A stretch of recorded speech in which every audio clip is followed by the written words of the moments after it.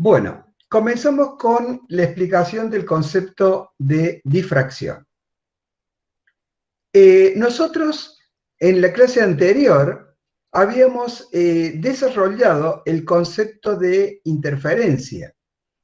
En el concepto de interferencia hemos considerado a los rayos de luz, a la luz, digamos, que impresiona nuestro sentido de la vista, la hemos considerado como ondas. Ondas que ya sabemos que están en el orden de la mitad de un micrómetro, o sea, son ondas micrométricas, ondas muy pequeñas,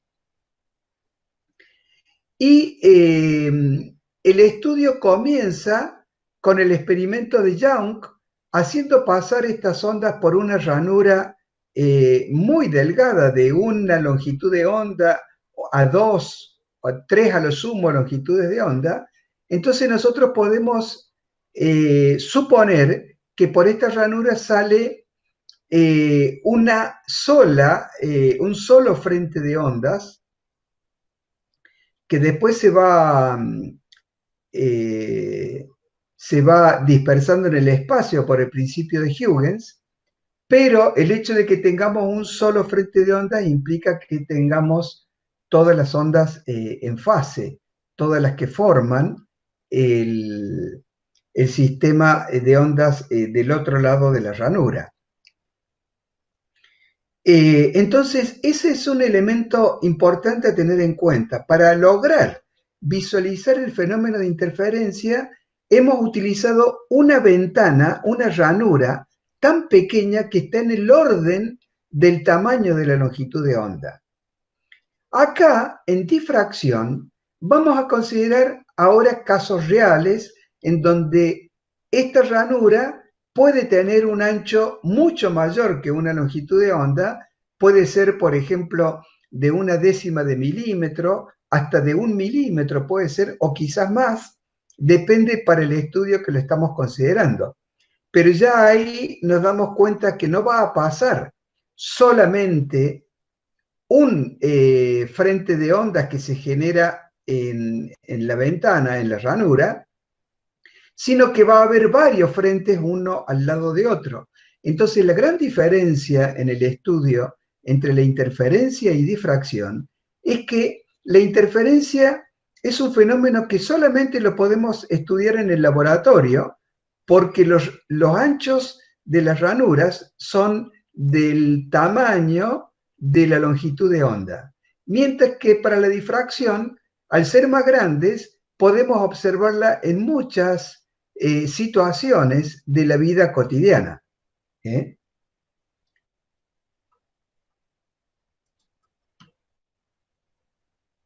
La explicación general que comienza el Sears parte primero de un análisis de la luz como rayos. Tenemos acá un bloqueo de luz, una lámina opaca, se emite luz a la misma altura, a una cierta distancia, y si nosotros imaginamos desde la óptica geométrica qué pasa en una pantalla, nos imaginamos que la parte cubierta por la placa opaca no va a tener luz y la parte iluminada va a comenzar en un escalón de repente y va a ser iluminado. Bueno, en realidad esto no es así. Vemos acá la proyección del perfil de una hojita de afeitar en una pantalla. Se le ha colocado por detrás una fuente luminosa de cierta intensidad y se puede ver que los bordes no son nítidos, sino que hay una serie de franjas, unas más iluminadas y otras más oscuras. En todos los puntos se puede ver este fenómeno.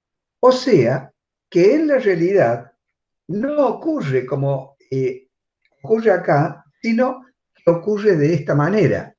Y para poder justificar este fenómeno que aparece acá, nosotros necesitamos acudir a la óptica ondulatoria, y en este caso a la difracción. Entonces decimos que en el borde de estas hojas, de esta hoja de Gillette, ocurren fenómenos de difracción, y se muestra acá el patrón de este fenómeno, que lo podemos analizar detalladamente, aunque sea una proyección normal. Si tenemos algunos datos, podemos analizar, podemos hallar longitudes de onda, etcétera, etcétera. Acá vemos más en detalle uno de los bordes, ¿no? Y vemos que el cuerpo de la hoja de afeitar está representada por la franja oscura de la izquierda, y luego vienen sucesivamente franjas brillantes y franjas oscuras, alternativamente, que se van difuminando, van desapareciendo hacia la zona brillante de la proyección. Eso es lo que ocurre específicamente en un borde por fenómenos de difracción. Para poder analizarlo más sencillamente a este fenómeno, es que diferenciamos el estudio en lo que llamamos difracción de campo cercano y difracción de campo lejano. Cuando nosotros colocamos la pantalla a poca distancia en relación a las longitudes de onda, tenemos lo que se llama difracción de campo cercano, que también se denomina difracción de Fresnel, porque el físico óptico Fresnel fue el que estudió este tipo de difracción. Mientras que cuando la pantalla se encuentra a gran distancia respecto del generador de difracción, este estudio se denomina difracción de campo lejano, o difracción de Fraunhofer. Difracción de Fraunhofer.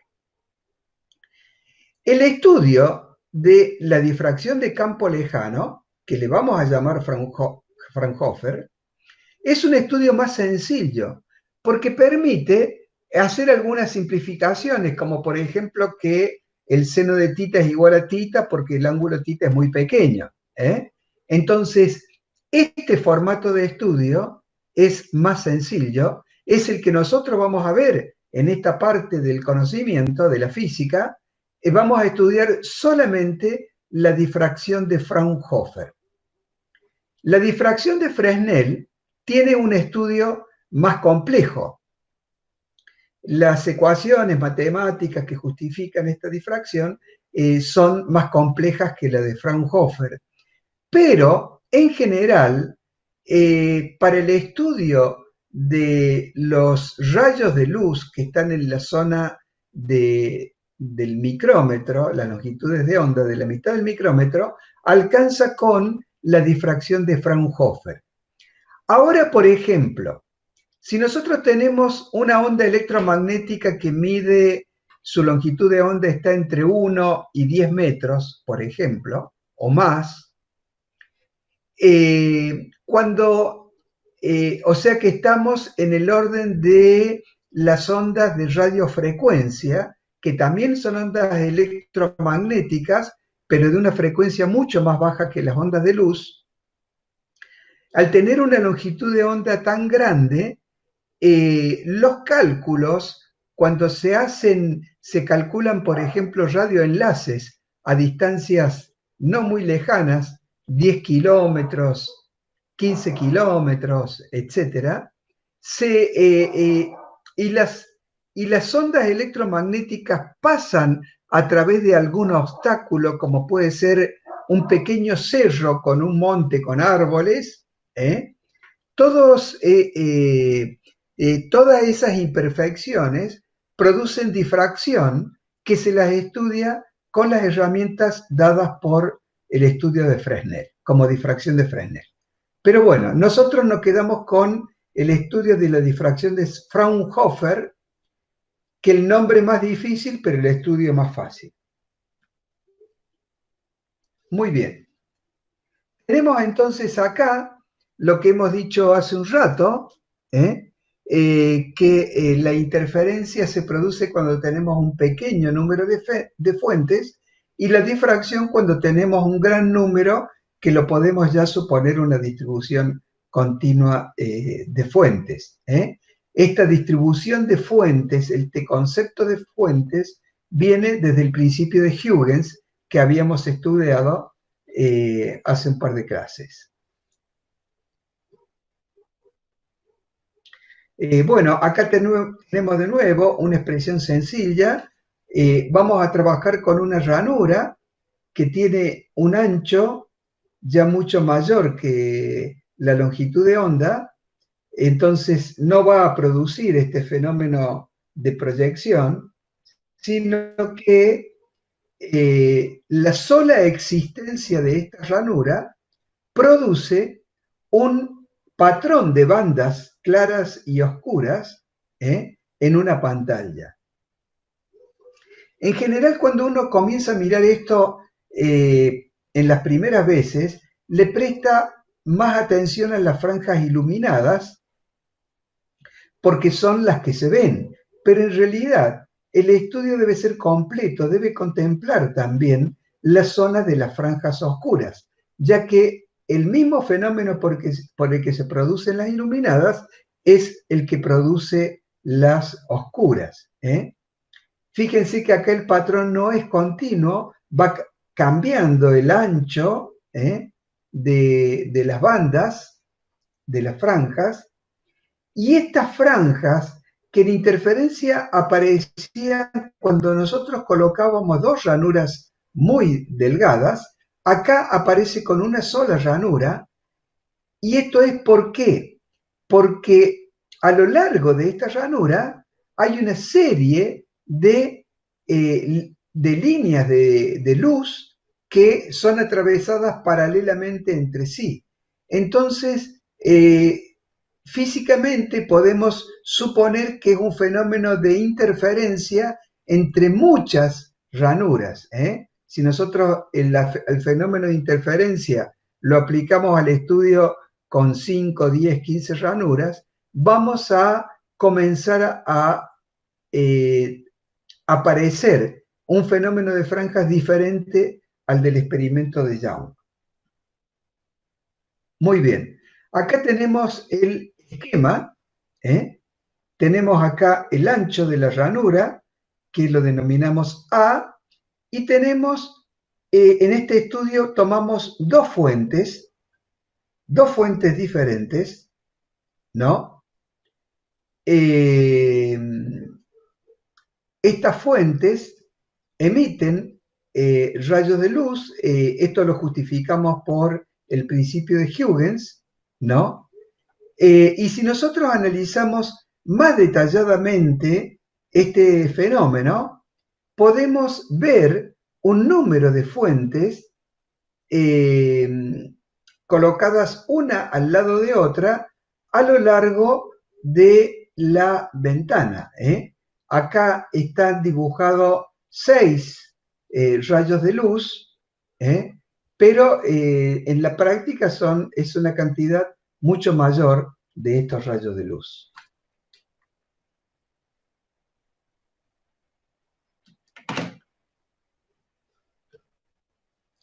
Bueno,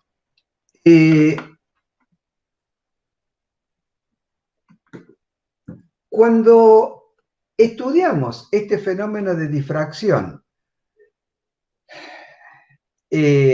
como si fuera de campo lejano, imagínense que si ustedes tienen esta ventana acá y la pantalla de proyección está lejos, podemos considerar que la trayectoria de estos rayos son todas paralelas entre sí. Al ser todas paralelas entre sí, es mucho más sencillo el estudio porque tenemos una variable menos. El ángulo θ entre la dirección recta normal a la ventana y la dirección del rayo es constante en todos los rayos, en cambio, si fuera de campo cercano, iría variando. Este estudio se puede hacer colocando lejos la pantalla, o en su defecto se puede colocar una lente convergente, fíjense que es cilíndrica porque esta ranura es rectangular. Entonces, al colocar acá una lente convergente, va a hacer converger a los rayos de luz en un punto los rayos que vengan paralelos del otro lado de la lente. Entonces, transformamos este campo cercano, al aplicarle la lente, se convierte en un campo lejano.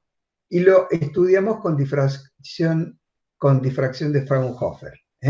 Acá dice que hay que tener cuidado de colocar la pantalla a la distancia focal de la lente.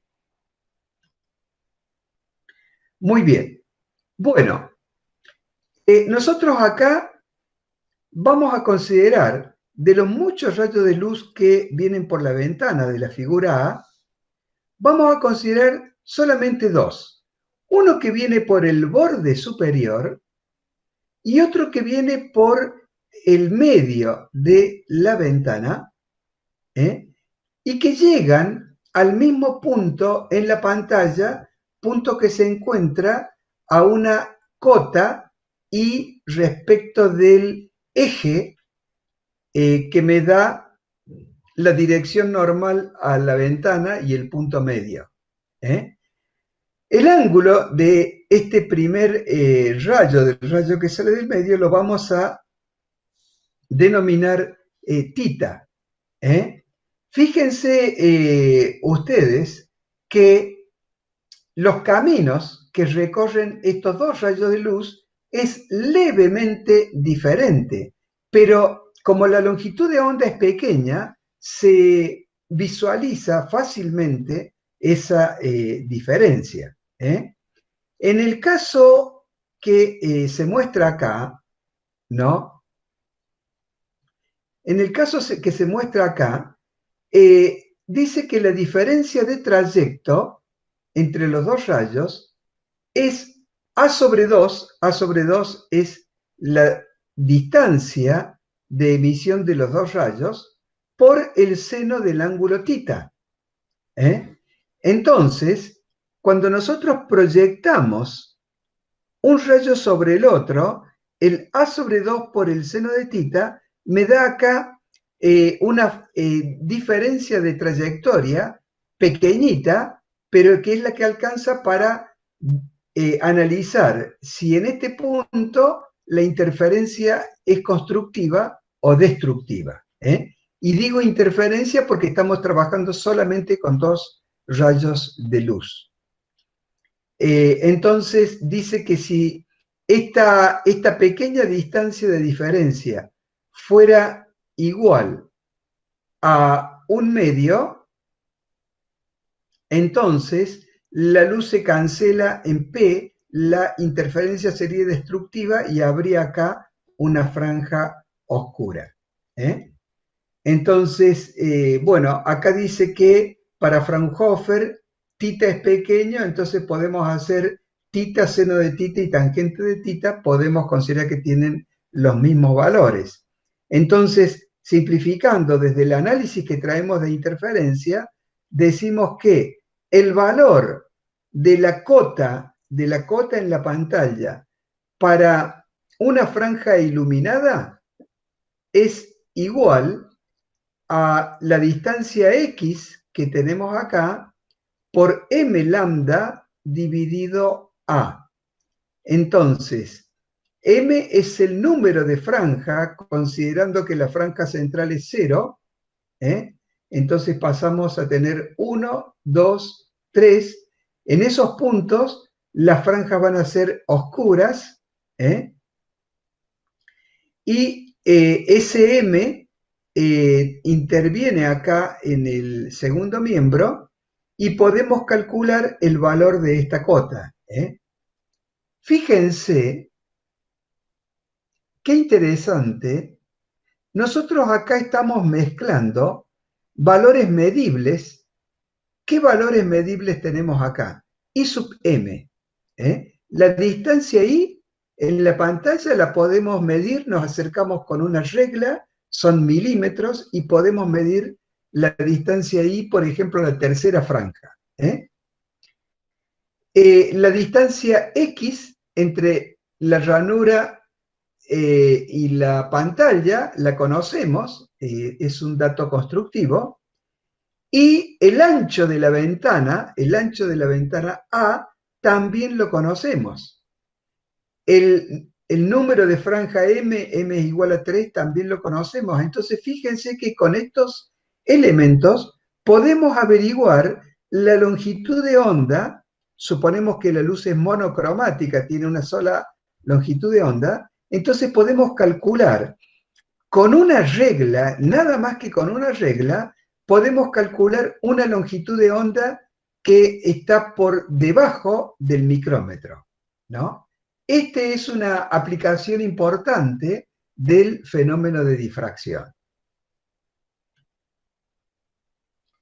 Bueno, aquí están desarrollados lo que habíamos dicho recién. ¿eh?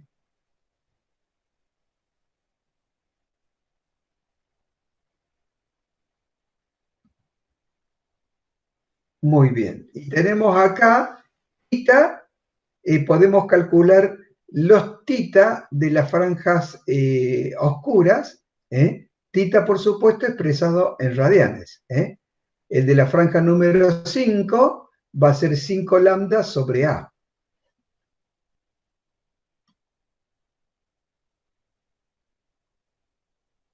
Muy bien. Esto ya lo hemos explicado. Entonces, pasamos a la siguiente diapositiva. Entonces, nosotros vamos a analizar. Nosotros acá hemos analizado el fenómeno solamente con dos fuentes de luz. Una fuente que va por el borde y una que va por este centro. Lo que vamos a hacer ahora es, vamos a considerar que el ancho de la ranura deja pasar una cantidad de frentes de onda que todos van a confluir en este punto. Entonces ahora el estudio de este fenómeno es un poco más complejo, y para este estudio vamos a utilizar el concepto de fasores que vimos la clase pasada. Sabemos nosotros que los fasores son vectores cuyo origen está, cuya base del vector está apoyada en el centro de un sistema de coordenadas en el plano complejo y va girando en sentido antihorario alrededor del centro, con una velocidad omega, que es 2pi por f, siendo f la frecuencia de la luz. O sea que es una velocidad angular muy rápida. Muy bien. Si nosotros analizamos este fenómeno solamente para el punto que está acá en el centro, el punto O, todas las líneas van a confluir al punto O, y como la pantalla está muy lejos, suponemos que todos estos rayos de luz son rayos de luz horizontales, paralelos entre sí, que llegan al punto O. Entonces, como son horizontales, paralelos entre sí, la distancia que recorren todos los rayos va a ser la misma, por lo que vamos a tener en este punto un punto brillante. Entonces, podemos decir que para el estudio de Fraunhofer, ¿no?, el punto en el centro de la pantalla es un punto brillante. Cada uno de los fasores que define a cada uno de estos rayos de luz va a estar en fase entre sí, y podemos sumarlo como vectores. Podemos hacer una suma vectorial. En realidad, todos estos fasores están apoyados en el origen, pero como admite las reglas de la suma y la resta vectorial, entonces acá lo sumamos vectorialmente y me va a dar una intensidad en el punto O una intensidad que le llamamos E sub O, que va a ser la suma de los módulos de todos estos fasores que representan estos rayos de luz. ¿Y por qué directamente la suma de los módulos? Porque están todos en fase, entonces todos se suman en forma paralela entre sí. Muy bien. Si analizamos ahora el caso de un punto que se encuentra fuera del centro de la pantalla, ya los rayos no van a ser horizontales, van a tener un cierto ángulo respecto del eje de la pantalla, el eje que une el centro de la ranura con lo que llamamos centro en la pantalla. En este caso, los rayos de luz, cada uno de estos rayos de luz va a seguir un camino levemente diferente al del lado. Entonces, para el primer rayo de luz, vamos a tener el primer fasor, por ejemplo, horizontal. Para el segundo rayo de luz, el segundo fasor ya no va a ser horizontal y paralelo al anterior, sino que se va a levantar, porque se desfasa un poquito. Y esto lo estamos viendo acá. Entonces vemos que a lo largo del estudio que vamos pasando de este rayo de luz, del rayo de luz inferior al rayo de luz superior, poco a poco cada fasor va aumentando su desfasaje y va produciendo acá un polígono de fasores que estaría representado más o menos de esta manera. Entonces, cuando yo efectúo la suma vectorial de estos fasores, la suma ya no me va a dar la suma de los módulos, sino que me va a dar un número menor a la suma de los módulos, que yo la denomino E sub P. Este E sub P que nosotros habíamos analizado en el capítulo, en el punto anterior de interferencia, cuando vimos intensidad de los patrones de interferencia. De ahí sacamos este valor de E sub P. Vemos acá está señalizado como beta. Beta es el ángulo mayor de deflexión del último fasor respecto del primero. O sea que beta me está dando la diferencia de fase total entre el primero y el último rayo. Bueno, en la práctica, el ancho de esta ranura me deja pasar un número mucho mayor de estos pocos rayos de luz que yo he dibujado acá. Entonces estos fasores van a ser una cantidad mucho mayor que los que están dibujados esquemáticamente en este dibujo, y podemos suponer que son tan pequeños cada uno que forman una línea continua que nosotros la visualizamos aquí. Entonces acá tenemos una línea continua de todos estos fasores. Esta línea continua, la trayectoria de esta línea continua, es un arco de una circunferencia. Ustedes pueden calcular que el radio de esta circunferencia está dado por este valor, E sub 0 sobre beta, siendo E sub 0 la longitud del arco, que nosotros la podemos medir en la franja central.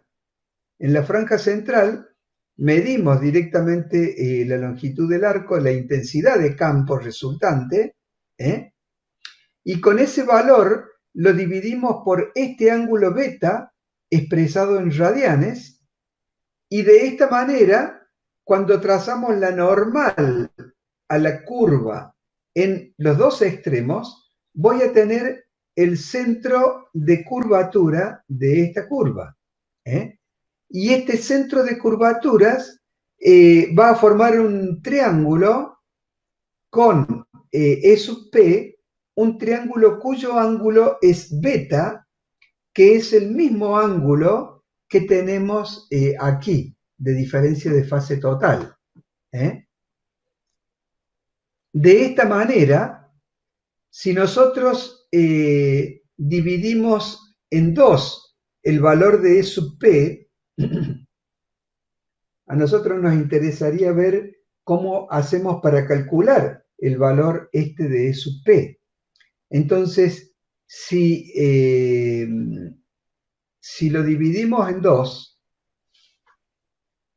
vamos a tener que este tramo de medio E sub P va a estar relacionado con el radio de curvatura, que es E sub 0 sobre beta, a través del seno del semiángulo beta que habíamos definido, el seno de la mitad del ángulo. Entonces podemos decir que por simetría los dos valen iguales, entonces la longitud de la resultante de campo, de la sumatoria de campos E sub P, va a ser igual a 2 E sub 0 sobre beta por seno de beta sobre 2.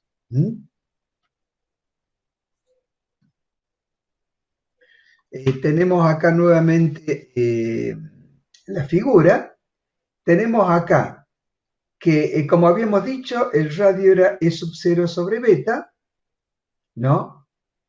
Y de esta manera, nosotros tenemos que cuando a E sub 0, que es la suma de estos dos, perdón,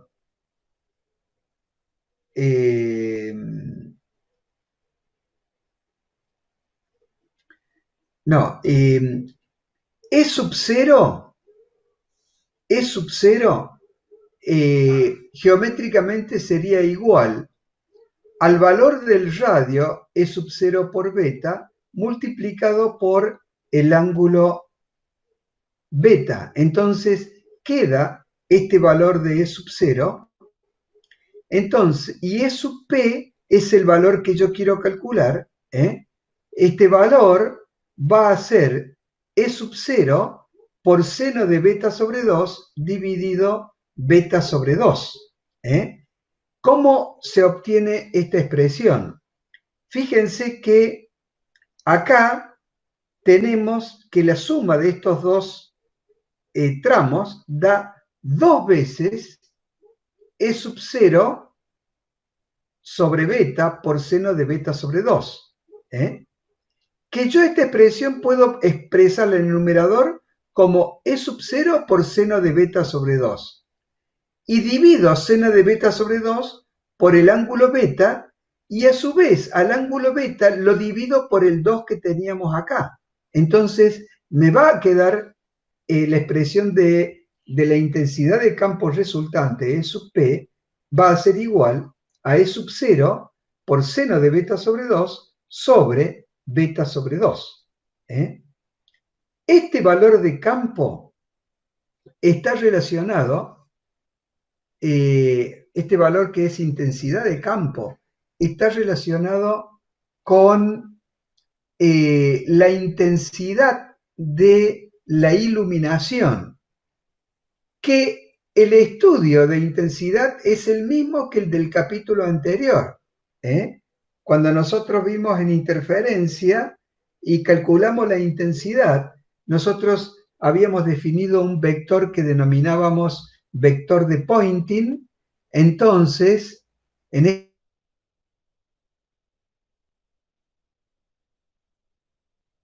este vector de Poynting, metro cuadrado, lo integrábamos a este vector, y esta integral nos daba una función cuadrática del campo. De esta manera, nosotros tomábamos el valor máximo de la intensidad, que era cuando este factor era igual a 1, entonces teníamos el máximo de intensidad que le llamábamos I sub 0, que es el que corresponde al centro, a la zona más iluminada. Entonces, I sub 0 es la intensidad en el punto 0. Y lo multiplicamos por esta expresión que estaba elevado al cuadrado, por esa explicación que vimos en la clase pasada, entonces de esa forma, la intensidad de un patrón de difracción, la expresión general trigonométrica sería esta. Pero esta expresión es problemática para calcularla porque necesitamos conocer el ángulo beta. Entonces, para llevarla a una forma calculable, lo que hacemos es calcular el ángulo en donde se producen las franjas oscuras, y vamos a tener que este ángulo es 2pi sobre lambda por R2 menos R1. 2pi sobre lambda es el número de onda, y me queda K por R2 menos R1. Y de esta manera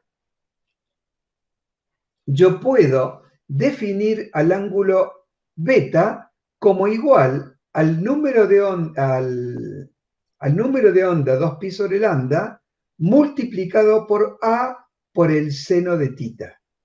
Entonces, de esa manera, si yo reemplazo acá a beta por este valor de beta, la expresión de la intensidad me queda como I igual a I sub 0 por el seno de pi por A, simplificamos el 2 con este otro 2, pi por A sobre lambda por seno de tita,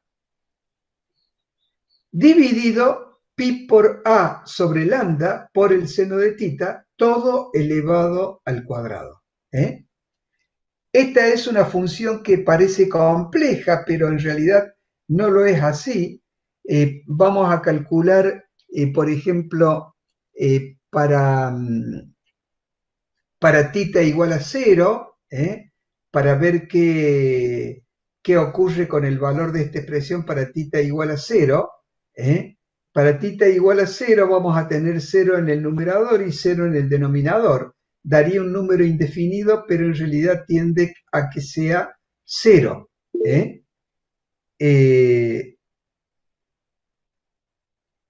Bueno, el tema de que acá es curvo es porque estábamos analizando un punto diferente del origen. Diferente del origen, entonces, todos los rayos de luz van a seguir un camino diferente. Al seguir un camino diferente, llegan los fasores acá con un ángulo de fase diferente cada uno. Entonces, en lugar de sumarse los módulos directamente como si fueran todos paralelos entre sí, como ocurría en el centro, acá, al ir variando la distancia de cada uno de los puntos de la ventana al punto P, va cambiando levemente el ángulo de fase del fasor, y por eso es que toman esta forma curva. Para un número grande, muy grande de fasores, este polígono de fasores se convierte en una curva, que es lo que estamos analizando ahora. Muy bien. Bueno, entonces hemos definido este concepto de intensidad en el patrón intensidad sería intensidad de la difracción en el patrón de una sola ranura. Ustedes deberían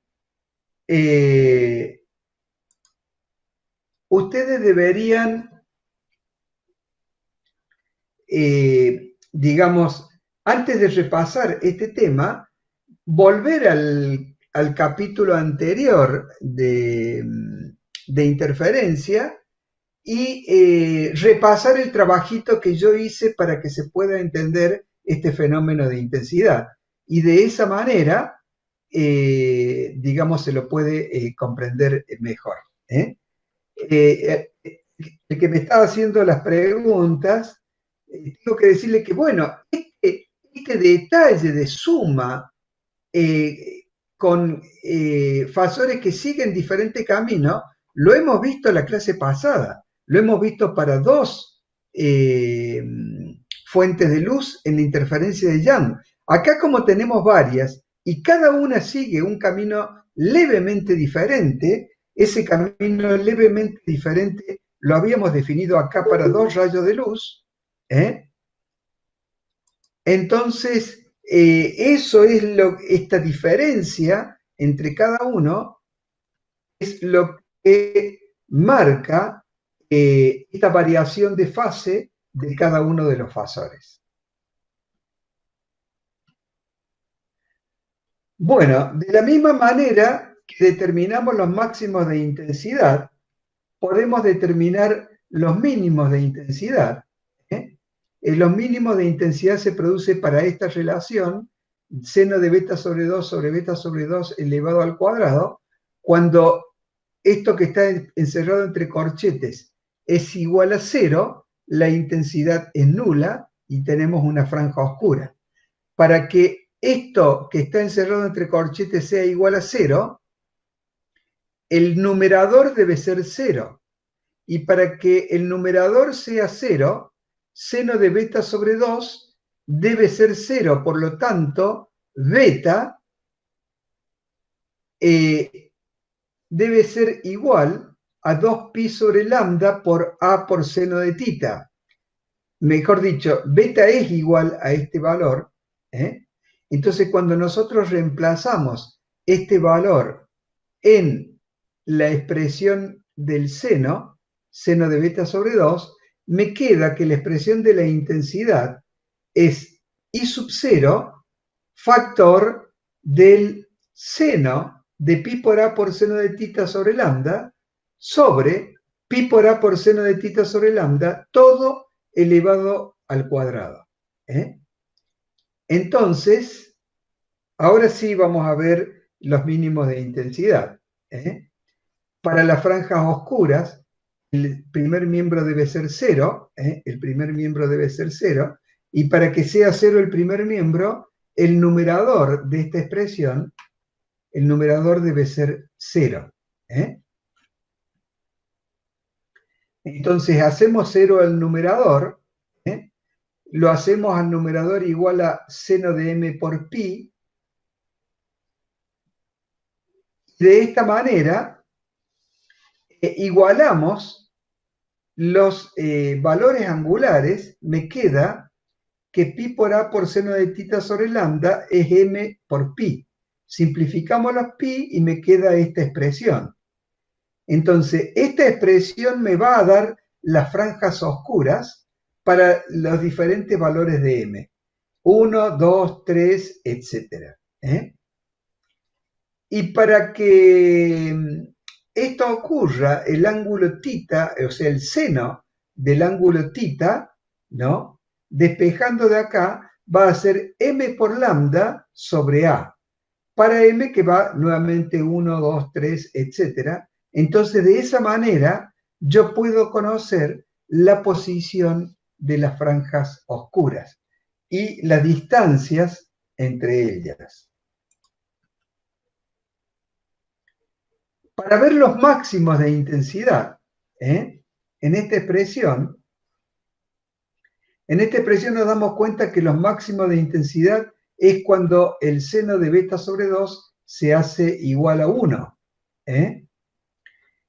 Como beta es igual a 2pi sobre lambda por a por seno de tita, para beta que vale más menos pi más menos 3pi, etc., se producen los máximos. ¿Por qué? Porque si beta vale pi, tenemos el seno de pi sobre 2 y es un máximo, es igual a 1. Lo mismo con 3pi, con 5pi, etc. Entonces, acá tenemos la posición de las franjas oscuras, y está acá determinado también el valor de beta de otra manera. Como son saltos de números impares, números enteros impares, hace 2m más 1, y m parte de 0 para que el primer valor sea 1.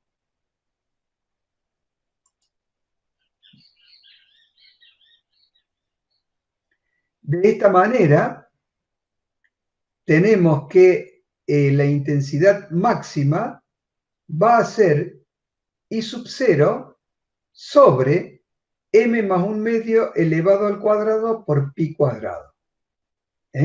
O sea que podemos calcular el valor de la intensidad máxima para cada franja iluminada. Fíjense que a medida que el número m aumenta, o sea, a medida que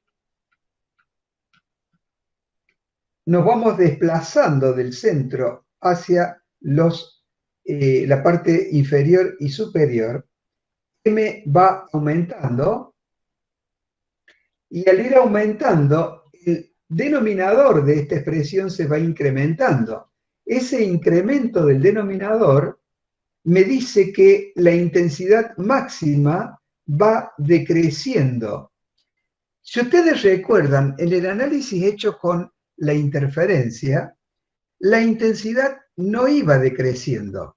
En este caso, la intensidad va decreciendo y es, digamos, una de las características de los fenómenos de difracción. Fíjense que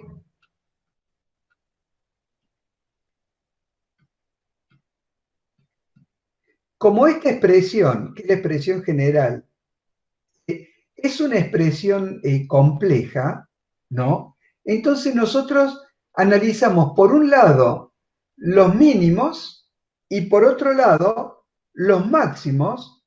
Esto lo podemos marcar en un gráfico y luego ver cómo vamos construyendo la curva.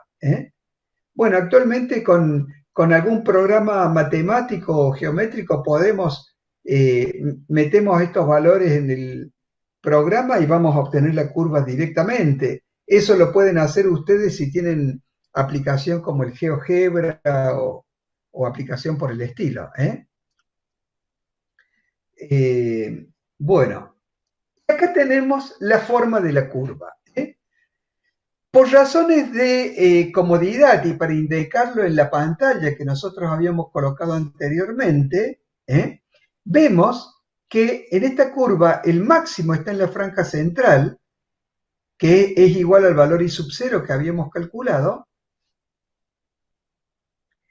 y para el ángulo θ que se produce el primer mínimo tenemos m igual a 1, m igual a 2, m igual a 3, y las franjas luminosas cuya intensidad va decreciendo porque aumenta m, toma estos valores que acá los ha calculado numéricamente, y fíjense que este factor acá es 1. Entonces, cuando la intensidad en el centro vale 1, en la primer franja iluminada vale 0,047. O sea, la franja más iluminada de los costados es un 5% de la intensidad de la franja central. O sea, que la diferencia de iluminación entre la franja central y las otras franjas es mayor a 20 veces. Y luego va decreciendo de a poco a medida que aumenta el valor de m. Muy bien, entonces este gráfico puesto acá de costado es el gráfico expresado por esta expresión. Bueno, acá tenemos cómo se hace la experiencia. Se coloca un obturador con una ranura abierta de un ancho que conocemos bien, de valor A. Utilizamos como emisor un láser, que es luz monocromática y en fase, y a la pantalla aparece esta franja de difracción, estas bandas de difracción. Imágenes de difracción también se llaman. Acá pone una distancia de varios metros y es porque mientras más alejo yo la pantalla, más aumenta la distancia entre las franjas y con mayor precisión puedo medir los valores de las cotas I de las zonas iluminadas y oscuras. Claro que mientras más aleje la pantalla, menos intensa va a ser la proyección, entonces tengo que tomar ahí un valor de compromiso. Si lo alejo mucho, no voy a poder ver bien las franjas, y si lo acerco poco, si lo acerco bastante, va a estar muy superpuesta las franjas, entonces tengo que ir ahí buscando una solución de compromiso entre una y otra. Lo que nosotros vemos, o sea, esto que nosotros hemos visto acá, esta forma de la curva, la visualizamos en esta fotografía. En esta fotografía tenemos la franja central, como dijimos, muy iluminada, y después, 20 veces menos, aparecen iluminadas las dos franjas laterales, y así va cayendo paulatinamente a medida que aumenta M la intensidad de las franjas. Muy bien, este es un ejemplo de este fenómeno de difracción. Acá está ejemplificado que la difracción se produce no solamente en las ondas electromagnéticas, sino también, por ejemplo, las ondas en la superficie del agua, ¿no? Cuando hay ondas, en este caso hay ondas planas por la izquierda que se acercan a esta ventana, que tiene un ancho A que está en relación con la longitud de onda de estas ondas, se produce a través de la ventana, por principio de Huygens, aparece una emisión de ondas secundarias que toman forma curva. Y esta emisión de ondas, en esta emisión, aparece visto el fenómeno de difracción, que es un fenómeno que, bueno, que aparece acá, si bien acá no se lo visualiza bien, claramente.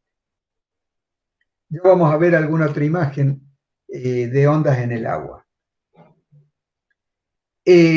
Bueno, este tema, ancho del patrón, establece la relación. Fíjense que acá, en esta expresión, nosotros tenemos que aparece el espesor de la ventana en el cálculo de la función seno y en el denominador, ¿no? O sea, que el ancho de la ventana A juega un papel activo en la forma que toma esta curva. Fíjense ustedes que de esta curva, ustedes variando diferentes parámetros de acá, pueden hacer que este punto sea más alto o más suave y cada uno de los otros valores vayan tomando diferentes valores. Pueden aumentar la cota para M, pueden hacerlo más alargado. ¿Y cómo lo hacen todo eso? Variando estos números que influyen en este factor que aparece acá en la expresión. Entonces, fíjense que una de las cosas a las que es sensible la intensidad es al ancho de la ventana. Fíjense la forma que toma esta curva cuando tenemos diferentes anchos de ventana. Cuando la ventana es de una longitud de onda, como el fenómeno de interferencia, vamos a visualizar una sola franja que está más iluminada en el centro y su intensidad de iluminación va disminuyendo levemente hacia los costados. Pero visualizamos una sola franja continua. En el caso que el ancho de la ranura sea de 5 lambdas, ya comienza a tomar la forma que nosotros habíamos visto acá. Cuando el ancho se hace 8 lambdas, ven que rápidamente va comenzando a tomar la forma general que nosotros habíamos visto. Entonces, es importante conocer cómo va variando en general, no en detalle para lambda, 5 lambda, 8 lambda, pero sí vamos sabiendo que a medida que va aumentando el ancho de la ventana, va incrementándose el brillo de la franja central respecto de las franjas laterales. Eso se lo nota acá. Bueno, este es el fenómeno de difracción que decíamos hace un rato y que vemos en el agua. Este, eh, esta fotografía, esta es una imagen de una isla que se encuentra en el Océano Atlántico, a 600 kilómetros de Brasil. Es de Brasil, se llama la isla, el complejo de Isla Fernando de Noronha. Es un lugar de turismo muy exclusivo y nosotros podemos ver cómo a la derecha de esta figura tenemos una zona de fuerte emisión de ondas complejas que llegan desde el mar, producidas fundamentalmente por el viento y superpuestas todas entre sí, y cuando pasan a través de esta ventana, se produce este fenómeno de difracción explicado por el principio de Huygens. Acá se lo puede observar más detalladamente. Entonces, nos damos cuenta que este fenómeno, que todos los fenómenos de onda se pueden analizar con los elementos que estamos estudiando ahora de interferencia y difracción. No recuerdo si la clase pasada di algún ejemplo acústico de la interferencia, sino bueno, la puedo dar en otro momento, ¿no? Muy bien. Vamos ahora, nosotros hasta ahora hemos trabajado con una sola ranura. Vamos ahora a trabajar con dos ranuras, o sea, una experiencia similar al experimento de Young, con la diferencia que el ancho de la ranura es mucho mayor que en el experimento de Young. Entonces, vamos a ver cómo se complejiza el fenómeno para dos ranuras y después lo vamos a ver para más ranuras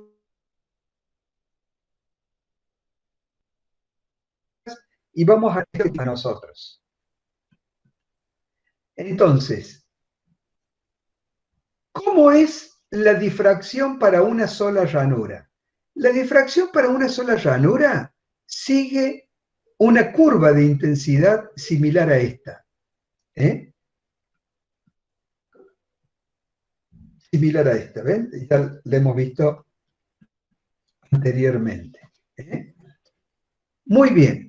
Si nosotros nos recordamos cómo era el patrón de figuras de la interferencia de Young, habíamos visto que en la interferencia de Young teníamos una banda iluminada central y otras bandas separadas todas a la misma distancia y teóricamente tenían todo el mismo nivel de intensidad.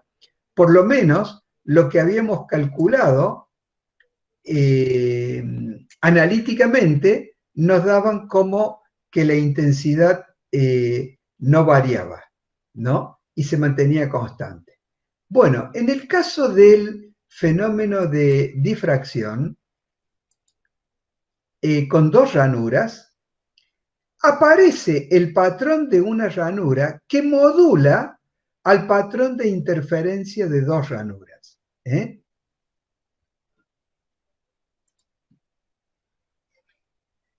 Tenemos acá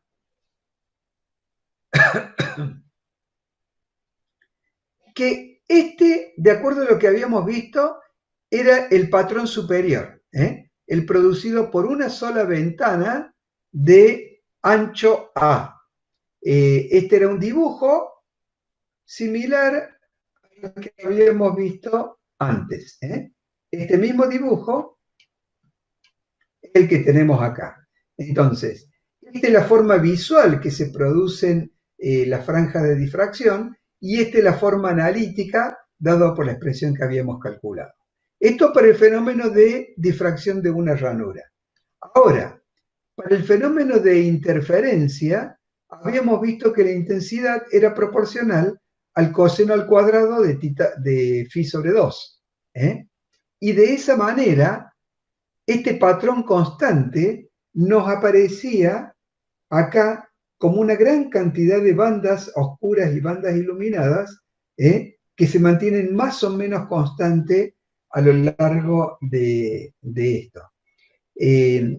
Acá en este dibujo no es precisamente constante, ven que van atenuándose hacia el final, y esto se debe por dos cosas. Una, porque efectivamente va decreciendo hacia el final, y otra es porque el espesor de la diapositiva, de la placa que pusimos de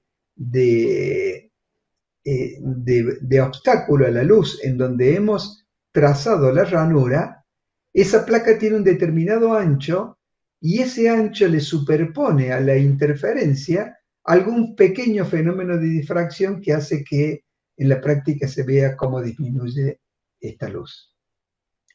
Entonces, en dos ranuras es un fenómeno combinado de ambos, y me aparece de esta manera. La intensidad para dos ranuras es I sub 0 por el coseno de phi sobre 2, en donde el ángulo phi tiene la misma interpretación que para el fenómeno de interferencia, multiplicado por este factor que teníamos acá arriba. Sabemos de interferencia que phi es 2pi por d sobre lambda por seno de tita, y que beta es 2pi por a sobre lambda por seno de tita. Entonces, cuando nosotros reemplazamos,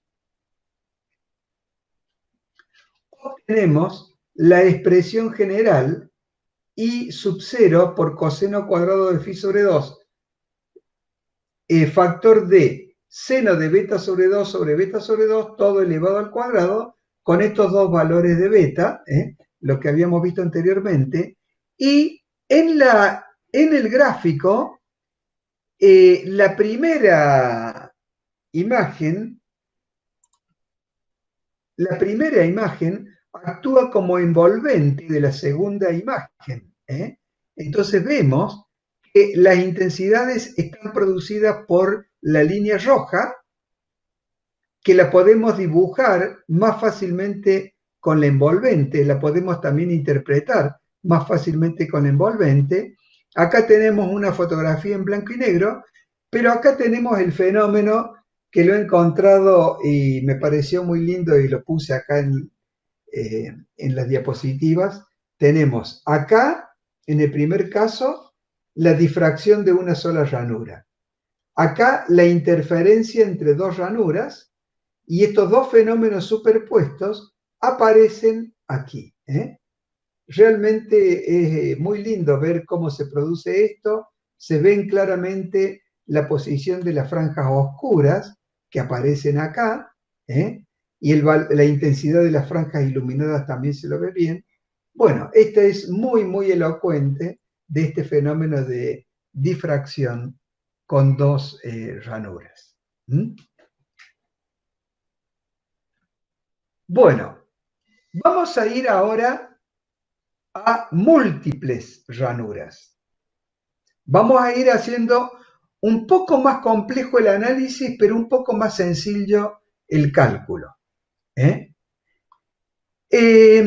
Para este caso, tenemos en una diapositiva un número de ranuras, que acá son 6 las que dibujan con rayo de luz. Hay una que no tiene rayo de luz, pero la dejan acá para entender de que puede haber un número mayor. En esta expresión aparece acá el ángulo tita.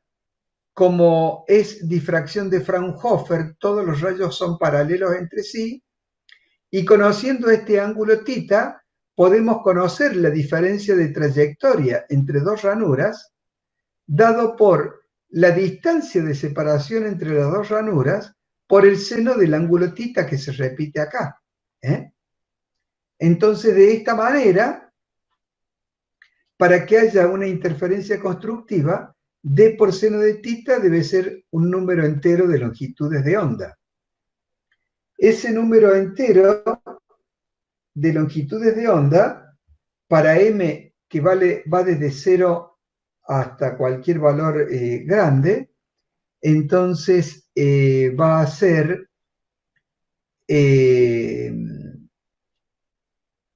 nos va a permitir darnos cuenta que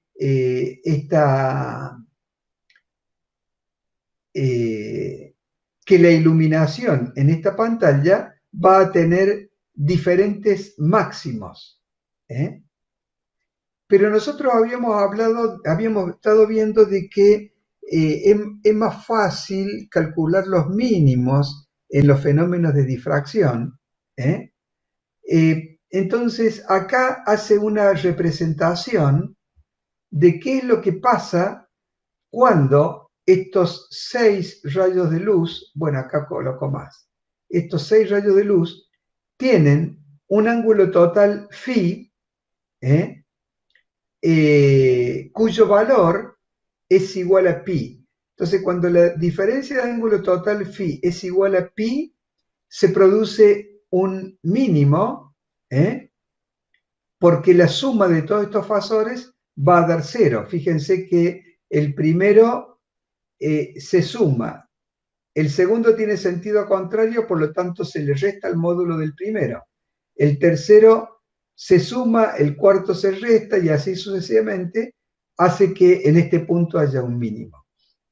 Si el ángulo phi, en lugar de ser pi, es pi sobre 4, tenemos otro mínimo porque la suma de los fasores recorre un camino cerrado.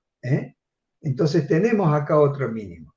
Y para pi sobre 2 también tenemos otro mínimo porque el fasor recorre 2 veces un camino cerrado. Son 8 fasores, pi sobre 2, a 2pi tenemos 4 trayectos, entonces aparece, digamos, esta forma constructiva de la suma fasorial. De esta manera, acá vemos un ejemplo para dos ranuras, vemos un patrón de difracción en donde la intensidad máxima es 4i sub 0, ¿no? Y en este caso, en particular, las otras intensidades tienen el mismo valor de la banda central. Entonces, esto para el caso sencillo con 2 ranuras, pero para un caso en donde hay 8 ranuras, en estas 8 ranuras vamos a tener un máximo en la banda central, fíjense que es 64 veces la intensidad I sub 0, y luego los otros máximos son mucho más pequeños, hasta que al cabo de los 8 máximos aparece de nuevo un máximo muy intenso igual a 64 I sub 0 y todos los demás son más pequeños. En el caso de tener 16 ranuras, ustedes pueden ver que esta diferencia entre la ranura central y las ranuras laterales más iluminadas y el resto de las ranuras se hace mucho más notable. Cuando aumenta el número de ranuras, disminuye el brillo de las franjas secundarias, de las franjas laterales. Fíjense que la intensidad también se va incrementando. La intensidad máxima con n ranuras es n cuadrado por i sub 0. Entonces, para este caso que n es igual a 2, tenemos que la intensidad es 4 veces i sub 0, para n igual a 8 es 64 veces, para n igual a 16 es 256 veces. Entonces, nos estamos aproximando a un número grande de ranuras, que cuando tenemos un número grande de ranuras, este fenómeno, en lugar de llamarse difracción de varias ranuras, se denomina red de difracción. Ya la vamos a ver. Acá tenemos otro ejemplo para una sola ranura, para dos ranuras, cómo varía el envolvente. Esto a modo de repaso de lo que hemos visto anteriormente. Para tres ranuras, como el efecto se va haciendo más notable. Acá para 5 ranuras, ven que aparecen, digamos, franjas más notables y entre medio algunas pequeñas franjas que están todas igualmente separadas se encuentran por esta zona, ¿no? Bueno, esta es otra imagen similar y entramos a lo que conocemos como rejilla de difracción. La rejilla de difracción está formada por un número grande de ranuras separadas todas a la misma distancia. Fíjense que acá el valor del espesor de la ranura no importa mucho, no lo hemos especificado, solamente importa para hacer el cálculo específico de la intensidad y de la exposición de las franjas claras y oscuras. Entonces acá tenemos un frente de onda plano que llega a esta rejilla y analizamos en un punto, en una pantalla que no se ve, pero un punto en donde los rayos siguen un ángulo tita. De esta manera, por lo que hemos visto antes, los máximos de intensidad se producen cuando D por seno de tita es igual a M por lambda, para M que va de 0 hacia números grandes, ¿no es cierto? Siempre enteros. Entonces, aquí tenemos una rejilla de difracción que va a producir bandas, acá dibujado puntos nomás para no complicar el dibujo, pero en realidad son bandas para los diferentes valores de I, que acá los pone como H, perdón, de M, que acá lo pone como H. Y si en lugar de tener una rejilla de difracción, tenemos una red de difracción, imagínense, por ejemplo, una malla de filtro, una malla de filtro pequeña. Nosotros le hacemos pasar un rayo de luz, por ejemplo, un puntero láser, y me va a proyectar en una pantalla una red de difracción, en donde el origen está dado por la rejilla, y conociendo la longitud de onda y la distancia de separación, yo puedo medir acá, por ejemplo, la distancia entre dos agujeros de esta rejilla, de esta red, perdón. La distancia entre dos agujeros de esta malla, yo lo puedo medir conociendo la distancia de proyección, X, conociendo la longitud de onda del rayo de luz y midiendo acá la diferencia de posición entre franjas brillantes.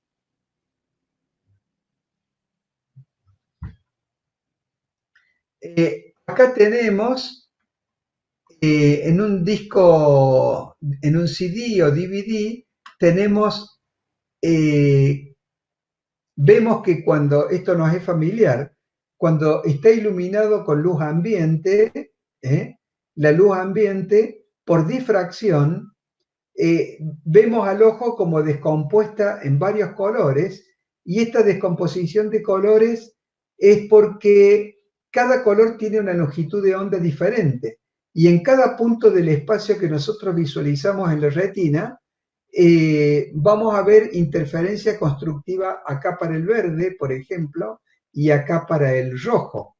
Entonces, en lugar de ver franjas iluminadas y oscuras, como vemos cuando la luz es monocromática, acá vemos pequeños arcoíris, digamos, en este reflejo, ¿no?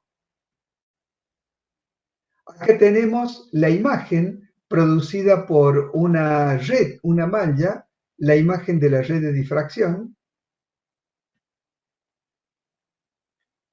Y bueno, este fenómeno de difracción a través de una rejilla o de una red, digamos, para hacer estudios en lugar de red, por ahí podemos utilizar rejillas.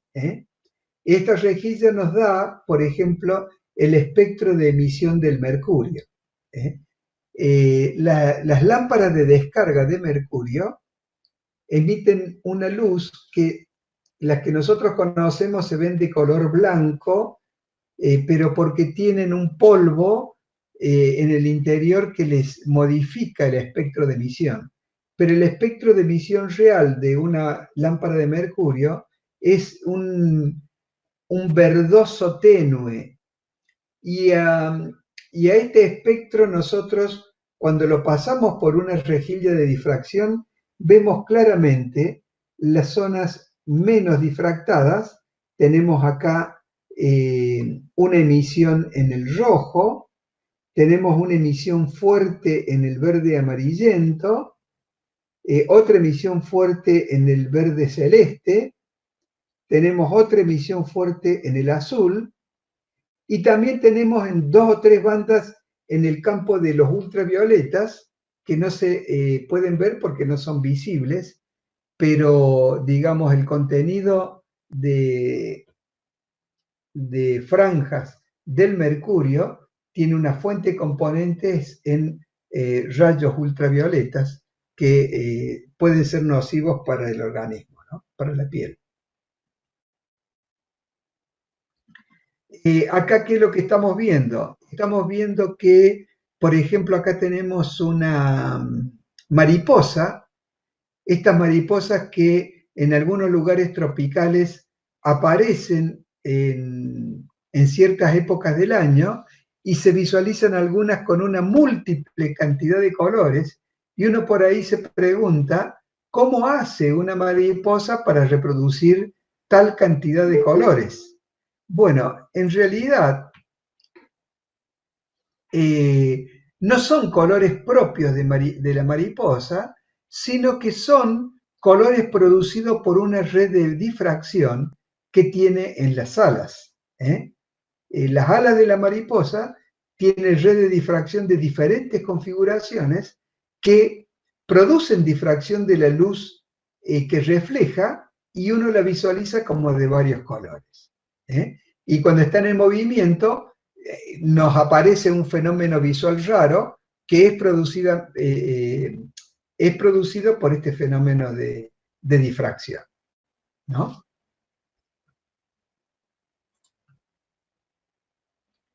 Bueno, acá aplicamos este fenómeno de la difracción en rejillas o en redes, acá lo aplicamos tecnológicamente para construir lo que denominamos espectrógrafos. Y lo denominamos espectrógrafos porque nos grafican el espectro de luz de una fuente emisora. En este caso, la fuente emisora es el Sol. Este círculo amarillo que está acá es la estrella nuestra, el Sol, que está fuertemente filtrada para que podamos ver algunos detalles. Vemos acá algunas manchas oscuras, siempre hay en el Sol.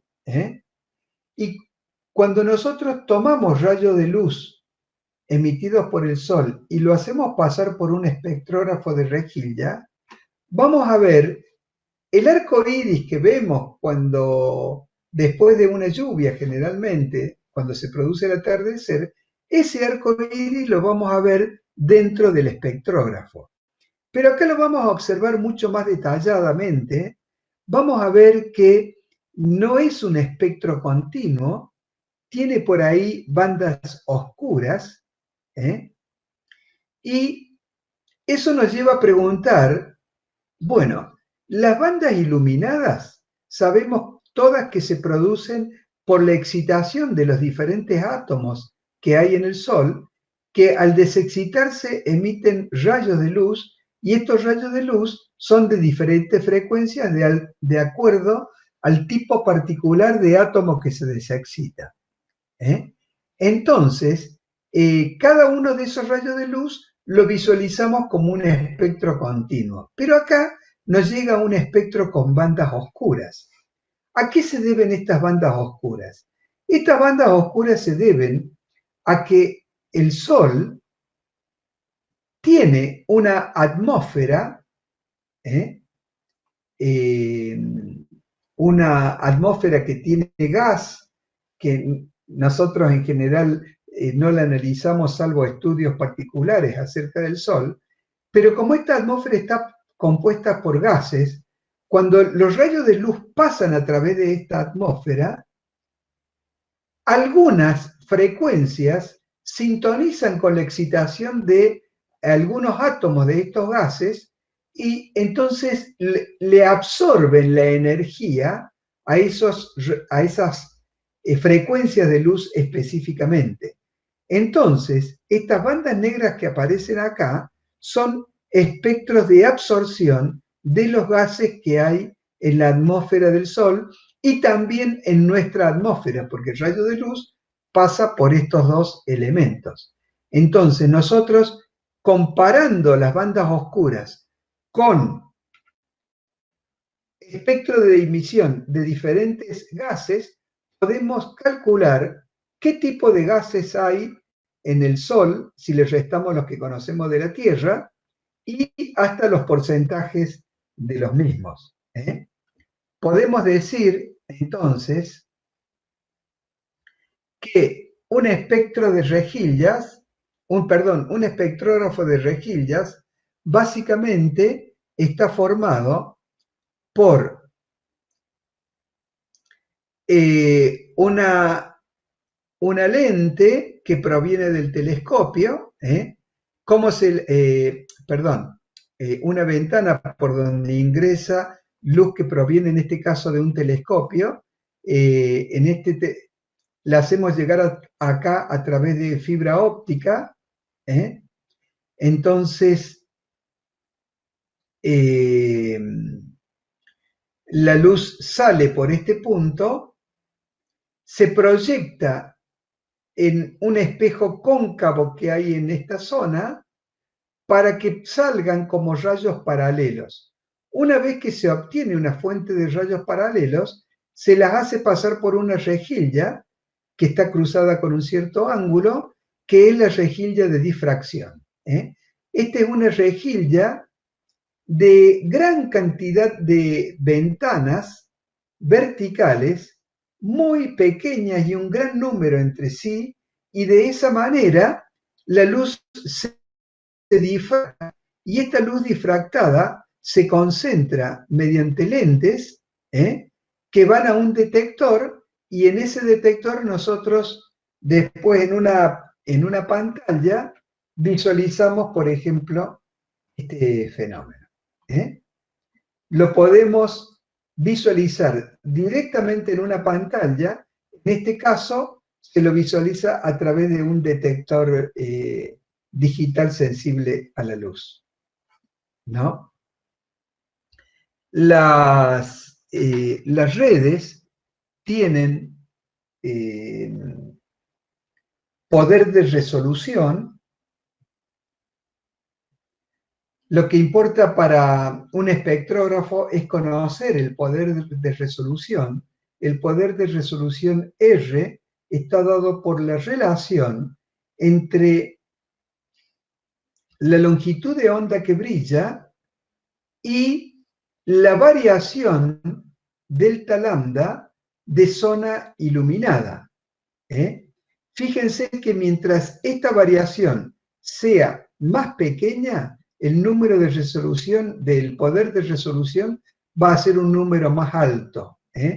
A nosotros, para obtener buenas observaciones, nos interesan espectrógrafos que tengan un número de resolución alto. Si nosotros nos fijamos acá, podemos ver que para esta fotografía se ha usado un espectrógrafo que tiene un poder de resolución bajo, porque se desparrama la luz aquí hacia los costados. Ahora, para poder visualizar nosotros este espectro, necesitamos un espectrógrafo con un mejor poder de resolución que el anterior. Muy bien, aquí está la forma en cómo se calcula el poder de resolución en función de los ángulos especificados. Nosotros teníamos que el ángulo phi era 2pi por d por seno de tita sobre lambda, ¿no? Si nosotros hacemos una variación infinitesimal de este ángulo phi, tenemos que el diferencial es la derivada de esta función por diferencial de tita, en este caso. Entonces queda diferencial de phi, es esta expresión, en donde a lambda lo podemos sacar de esta expresión, d por seno de tita igual a m por lambda, y podemos verificar que el producto que hay acá, d por coseno de tita por diferencial de tita, es m por diferencial de lambda. Entonces, cuando nosotros reemplazamos, obtenemos que lambda sobre n es el número de franjas, el número de aberturas, queda igual a m por diferencial de lambda. De acá despejamos el producto n por m, que es el poder de resolución, lambda sobre diferencial de lambda, que es el que hemos definido acá. Bueno, difracción de rayos X. Vamos a parar un ratito para descansar un poco,